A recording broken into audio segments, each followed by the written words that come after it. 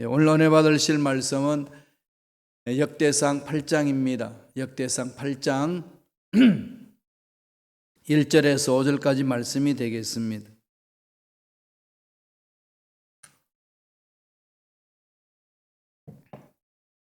역대상 8장 1절로 5절까지 말씀 합독하시겠습니다. 베냐민이 낳은 자는 맏아들 벨라와 둘째 아스벨과 셋째 아하라와 넷째 노하와 다섯째 라마이며, 벨라에게 아들들이 있으니 곧 앗달과 게라와 아비훗과 아비수아와 나아만과 아호와와 게라와 스부반과 후람이라. 아멘. 이 말씀으로 베냐민의 족보라는 제목으로 내 말씀을 나누겠습니다. 특별히 8장은 베냐민에 대해서 한 장을 할애하고 있습니다. 여러분, 우리 민족 정서에 장남과 막내 이렇게 단어를 떠올리면은 머릿속에 퍼뜩 지나가는 인상들이 어떤 게 있습니까? 장남 그러면은 좀 의젓하고, 그죠? 수용적이고 포용적이고, 그 다음에 리더 해나가는 그런 스타일이죠. 뭐 불평 불만 있어도 많이 터뜨리지도 못하고 그냥 참아내는 동생들 보면서 그런 인상이 있고, 막내하면 어때요? 천방지축이죠. 지 거 다 챙기고, 이 뭐 도전적이기도 하고, 어떨 때는 보면은 감을 잡을 수 없는 그런 스타일을 우리가 떠올릴 수 있습니다. 그래서 제가 한번 인터넷에 한번 검색을 해봤거든요. 이 장남의 특징과 이 막내의 특징 이렇게 쭉 살펴봤더니 대동소이 하더라고요. 그 얘기예요. 참 막내는 예측할 수 없는 존재다. 이게 이제 먼저 태어난 것과 나중에 태어난 것에 대한 성격의 차이가 있느냐? 어떤 태어남에 대한 그 성격보다도 그 구성원 자체에서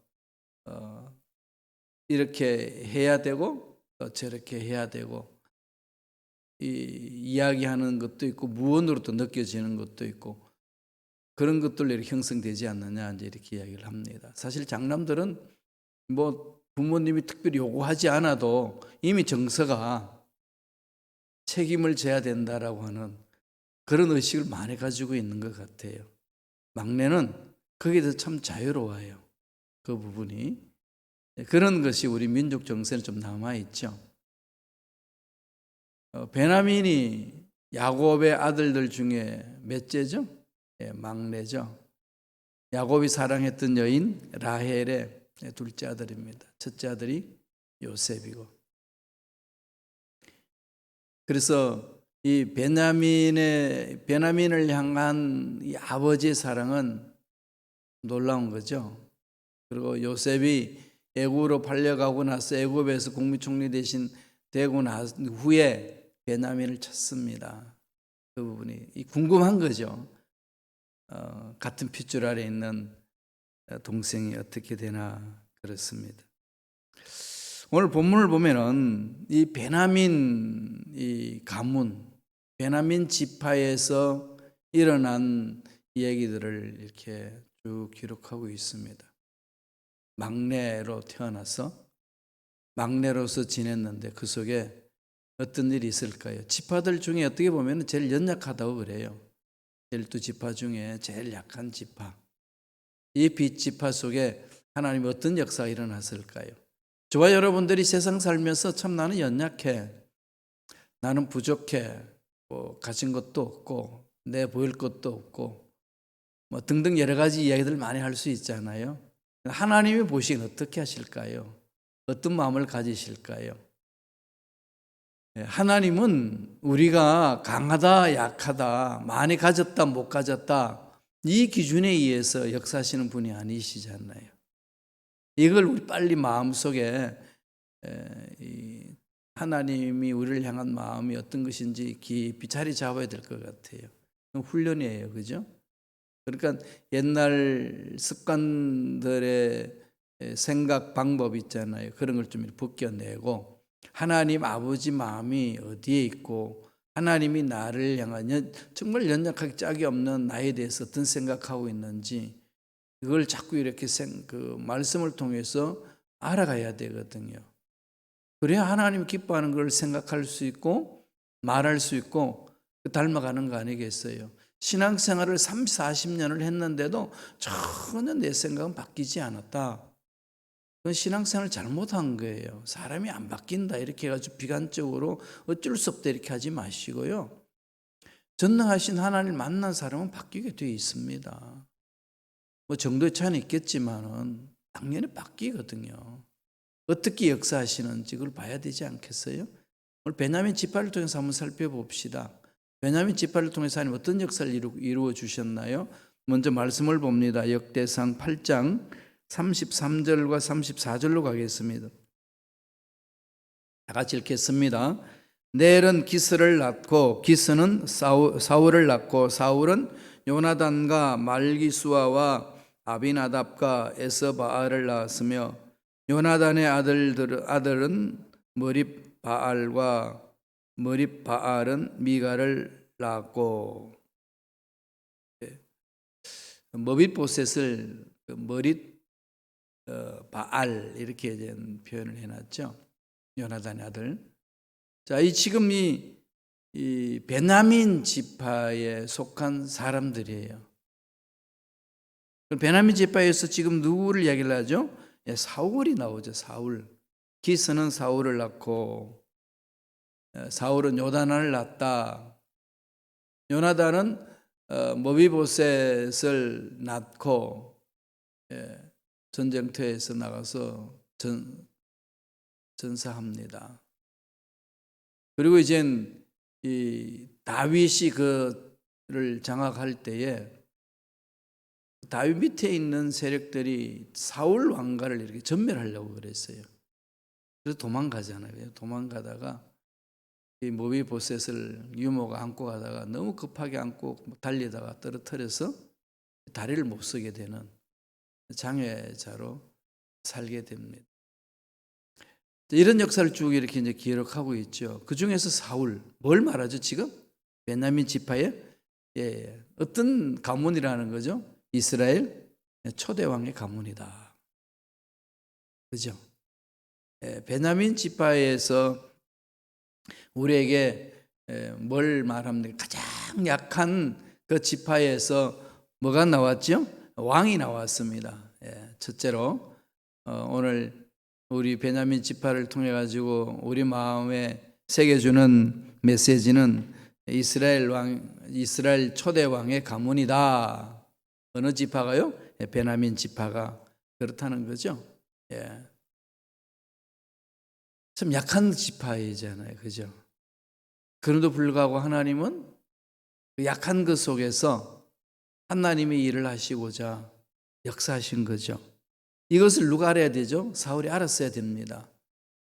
근데 사울은 유다 지파의 다윗이 일어나니까 늘 두려움을 느꼈어요. 하나님은 12지파 전체를 아우를 수 있는 지도자를 가장 약한 지파의 사울을 통해서 이렇게 세워서 일을 해나시고자 하는 계획이 있으셨는데 사울은 그 마음을 잃지 못했습니다. 늘 우리 지파를 강탈하고 내 왕위 자리를 빼앗을 것이다라고 하는 생각이 너무 많았던 거죠. 사울에게는. 그건 다윗이 강하면 강하고 인기를 얻으면 얻을수록 이렇게 차단하려고 하는 거죠. 잘라내려고 하는 겁니다. 정치 세계에 그대로 들어있는 모습 아니겠어요? 너의 불행이 나의 행복이다 이런 거죠. 너의 행복이 되면 내한테 불행이 된다는 겁니다. 참 윈윈 해나가야 되는데 그러지 못했습니다. 그래서 일평생 사울은 다윗을 쫓다가 끝난 인생이다라고 해도 과언이 아닐 정도로 다윗을 그렇게 추격했습니다. 다윗은 그런 상황에서 훈련되어 나간 거죠. 왕으로서. 자, 하나님의 주시는 은혜가 어디 있습니까? 약하지만은 하나님 붙드시면은 위대한 일들을 할 수 있는 거죠. 저와 여러분도 마찬가지 아니겠습니까? 그저 그냥 약하다고 눌러앉지 마세요. 하나님 위대하신 거예요.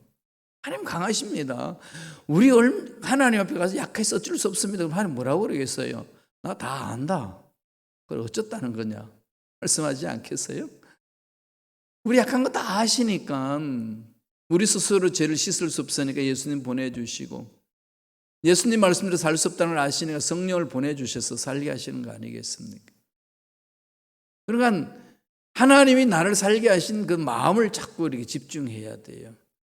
연약하신 나 자신, 내 주위에 있는 문제들, 상황 여기에 막 몰두해가지고 난 어쩔 수 없는 거야. 막 이렇게 사울처럼 열등의식 느껴가지고 그냥 주저앉고 푹 한숨만 쉬고 있으면 아무 일도 안 일어납니다. 하나님 그거 원치 않으셔요. 하나님 뭐라고 그랬습니까? 베드로가 그걸 경험하거든요. 난 죽어야 된다는 거지.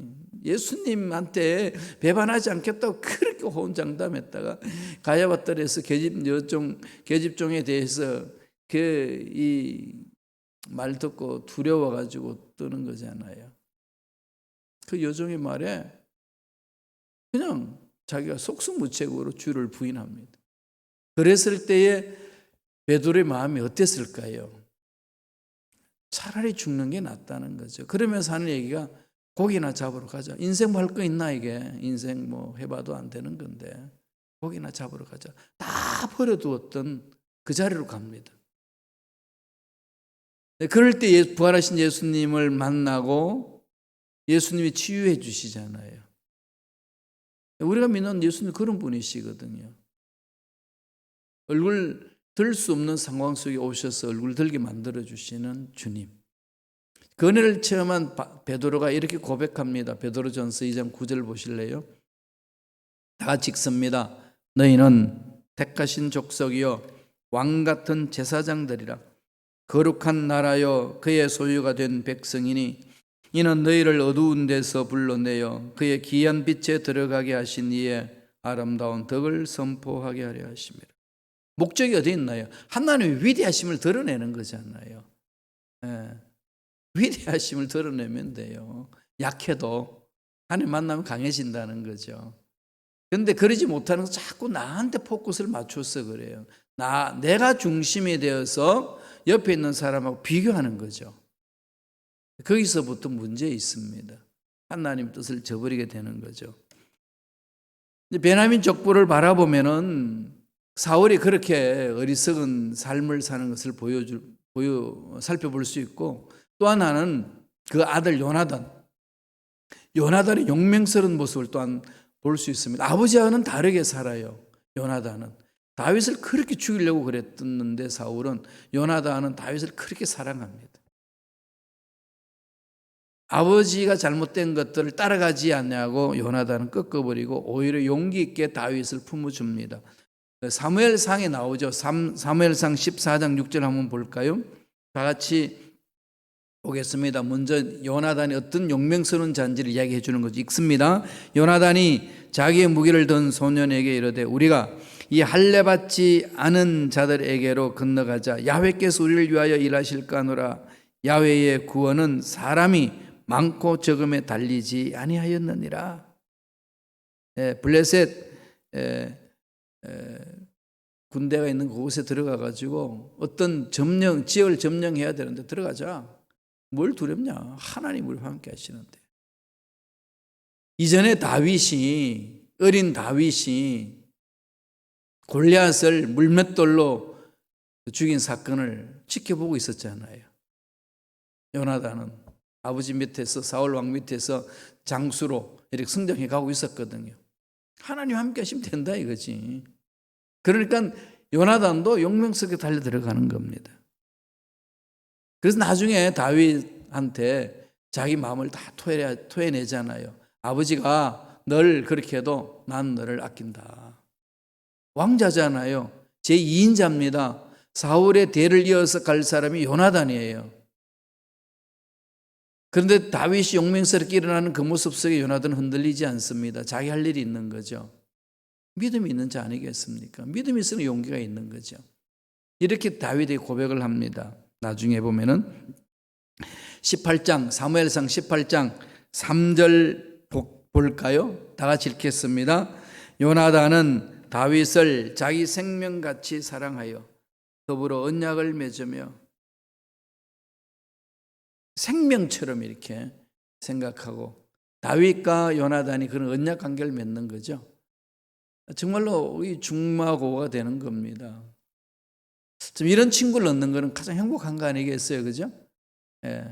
내 재산을 다 맡기고 저 멀리 이국으로 갈 수 있는 친구가 있다면 행복한 자라는 거죠. 내 가족 전체를 맡길 수 있는 친구가 있는 그 사람은 행복한 인생이다. 여러분 주위에 그런 친구 있으신가요?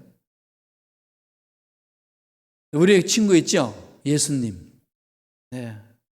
세상에 줄 수 없는 은혜를 주시는 예수님. 그분 나의 친구라 해주시지 않아요. 요나단이 전쟁에서 전쟁 치다가 죽었을 때에 다윗이 그 소식을 듣고요, 통곡을 합니다. 사무엘 하 1장 26절 보세요. 이렇게 다윗이 외치는 거죠. 읽어볼까요? 내 형 요나단이여, 내가 그대를 애통함은 그대는 내게 심히 아름다움이라. 그대가 나를 사랑함이 기이하여 여인의 사랑보다 더하였도다. 하나님 은혜를 아는 자들이 서로 믿음 안에서 연대하는 마음이잖아요. 이 교회 공동체 일꾼들이 이래 되어가야 되는 거 아닐까요? 여러분 어떠세요? 저도 이 다윗과 요나단 관계를 쭉 묵상하면서 도대체 우리 신앙생활인 게 뭔가? 목회란 게 뭘까? 목회를 하면서도 그렇게 늘 물어요. 도대체 교회란 게 뭐냐? 우리는 어떻게 가야 되냐? 이 부분에 다윗과 요나단의 관계 속에서 느낄 수 있습니다. 하나님 이렇게 베냐민 지파를 이렇게 사울을 통해 가지고 하나님 위대하심을 드러내려고 했는데 사울은 그걸 꺾어버리고 그 대신 요나단은 그것과 상관없이 삶을 살아갑니다. 저와 여러분들도 하나님이 부르심을 받은 불러주신 그곳에 왔을 때에, 하나님 일을 하는 그 자리에 서 있을 때에 주위 사람 원망하지 말고 환경 원망하지 말고요, 하나님 바라봅시다. 그게 정말 중요합니다. 두 번째, 오늘 베냐민 지파를 통해서 뭘 가르쳐 줄까요? 베냐민 지파는 용감한 가문이었어요. 참 용감합니다. 이들이 뒤로 물러서가는 그런 자들이 아니에요.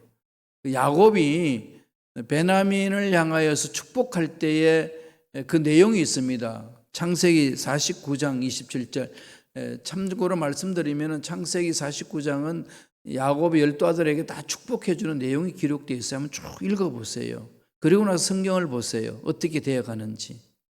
하나님이 주신 예언적인 기도거든요. 예언적인 축복입니다. 그러니까 그것이 그대로 이루어지는 거거든요. 어떻게 되죠? 베냐민에서 어떻게 합니까? 읽어볼까요? 베냐민은 물어 뜯는 일이라. 아침에는 빼앗은 것을 먹고 저녁에는 움킨 것을 나누리라.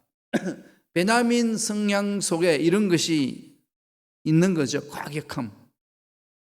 이게 그냥 폭동으로도 나갈 수도 있는데 그걸 다스려서 용사로 이렇게 나아가죠.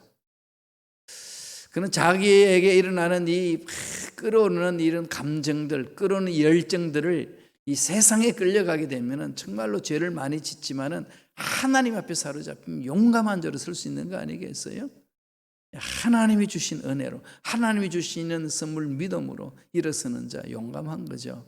세상이 막지 못합니다. 그 페르시아 시대 때에 그 바벨론 포로에서 벗어나잖아요. 바사 왕 이후에. 그래서 스룹바벨 통해서 1차, 2차는 에스라를 통해서 3차는 느헤미야인데 느헤미야와 에스라 그 사이에 일어났던 사건이 하나 있어요. 페르시아 왕국에서 아하수에라 왕 시절에 그때 모르드게하고 에스더가 있었는데 에스더는 왕비로 됐어요. 그때 하만이 이 모르드게를 그냥 모함을 해서 죽이려고 그럽니다. 그리고 유대인들을 다 남아있는 유대인들을 다 죽여버리려고 그랬어요. 그런 계략을 꾸몄었지요. 그때에 일어났던 사람이 누굽니까? 유대인 모르드게하고 에스더죠. 이 사람이 누군지 아나요? 이들이 베냐민 지파 사람들이에요. 성경은 이렇게 이야기를 해나갑니다. 에스더 2장 5절 보셔요. 다 같이 한번 읽어볼까요?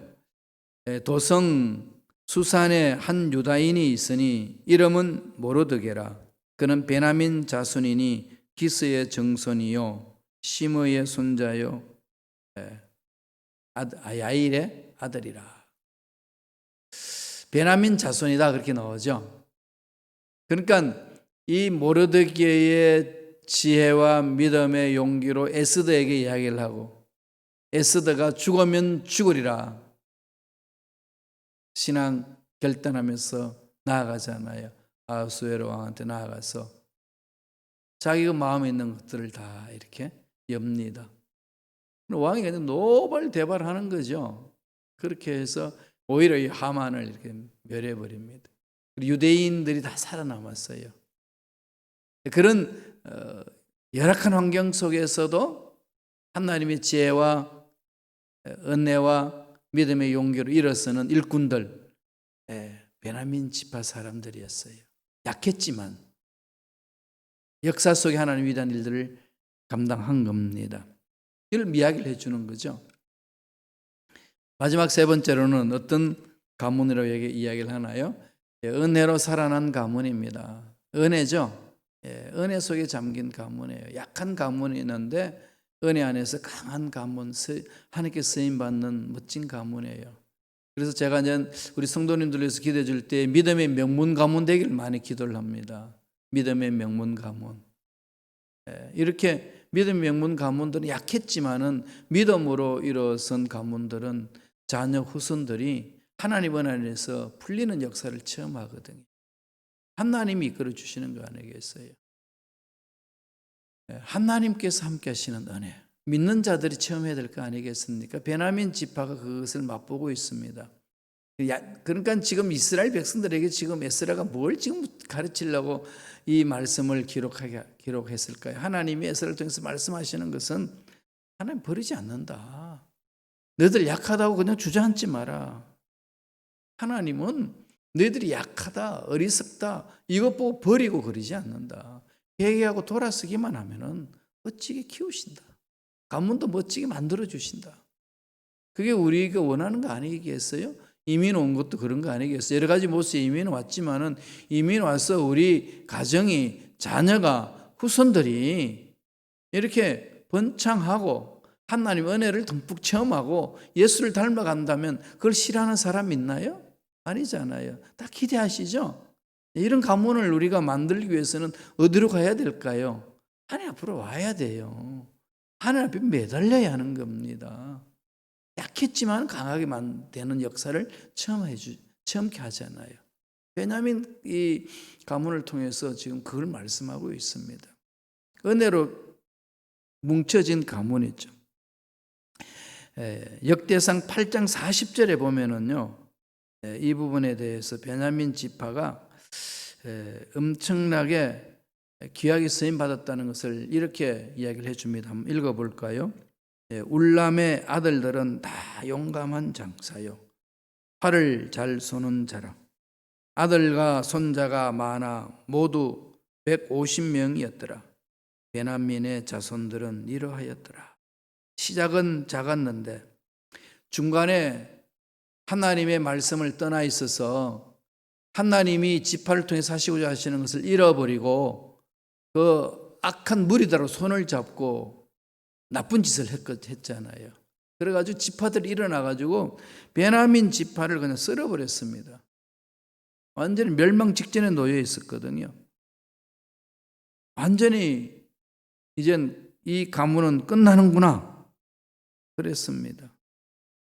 그런데 그 속에서 다시금 하나님 은혜 안에서 살아나죠. 회복됩니다. 참 이 막내 지파로서 참 우여곡절도 많이 겪고 했는데 아버지 사랑도 많이 받았지만 하나님의 긴 은혜 속에서 하나님의 일을 감당한 일꾼들이었어요. 그래서 이 베냐민 지파를 따로 한 장을 할애해가지고 구체적으로 기록을 하고 있습니다. 하나님이 우리를 통해서 뭘 기대하고 있는지를 말씀을 통해서 우리가 깨달을 수 있지 않아요? 결론 내리면 무슨 말일까요? 하나님 은혜라는 거죠. 네가 강하다 약하다 숫자가 많다 적다 이런 데 매이지 마라. 하나님이 나를 통해서 하실 일이 있다. 집중하라는 거죠. 하나님이 우리 가문을 통해서 하실 일이 있습니다. 이런 이 믿음의 결단으로 하나님 앞에 나오라는 거죠. 근데 내가 여기 미국 와가지고 이 모양 요 꼴입니다. 이러지 마세요, 제발. 네, 하나님이 이 모양 저 모양으로 만들어 가시거든요. 저와 여러분 삶을, 자녀들을, 후손들을 그렇게 만들어 가시는 거예요. 이것을 믿음으로 깨달은 일꾼들이 똑바로 서면 돼요. 한 사람이 올바로 똑바로 서면은요, 주위 사람도 똑바로 서 갑니다. 그 은혜가 임하죠. 베냐민 지파 약했지만은 점차적으로 강했고 믿음으로 다시금 돌아와서 하나님이 기뻐하시는 삶을 살아낸 가문, 그것을 보여줍니다. 이러한 베냐민 가문을 통해서 저와 여러분 마음판에 우리 가문 어디로 갈 것인가 정리 한번 해보시고요. 주여, 우리들도 이런 가문이 되기를 원합니다. 예배하신 놀란 복이 함께 하여 주옵소서. 기도하며 고백하며 결단하는 저와 여러분 되시길 간절히 축원합니다. 기도하겠습니다. 하나님 아버지, 감사와 찬양을 드립니다. 태생적으로 한계와 단점을 갖고 출발했던 베냐민 지파가 하나님의 은혜 안에서 새롭게 거듭나고 변화받아 하나님 앞에 귀하게 쓰임받는 자리까지 올라갈 수 있도록 말씀을 통해서 우리가 볼 수 있었음에, 우리들도 이 말씀을 통하여 우리 자신들을 돌아보며 우리 가문이 어디로 가야 될 것인지 다시금 정리하고 하나님께 나아옵니다. 매달립니다. 부르짖습니다. 주여 역사하여 주시옵소서. 예수 이름으로 명하노니 하나님의 자녀들의 마음을 흔드는 모든 흑암의 세력들은 떠나갈 즉, 말씀과 상관없이 이 세상 가치관에 끌려다니도록 미혹하는 마귀들은 사라질지어다. 머리부터 발까지 모든 육체의 질병도 깨끗하게 낫는 역사가 일어날지어다. 은혜 감사 예물 드립니다. 예물 드린 손길 기억해 주시고 하는 일들마다 잘 되게 도와주시며 하늘 문이 활짝 열리는 은혜가 있게 하여 주시옵소서. 예물 드린 손길들마다 축복해 주셔서 영권이 회복되게 하시고 인권이 회복되게 하여 주시고 또한 물권도 회복되게 하여 주셔서 하나님 앞에 귀하게 쓰임받는 믿음의 명문 가문을 만들어가는 일꾼들이 삶이 되게 역사하여 주옵소서. 감사하고 예수님 이름으로 축복하며 기도드리옵나이다. 아멘.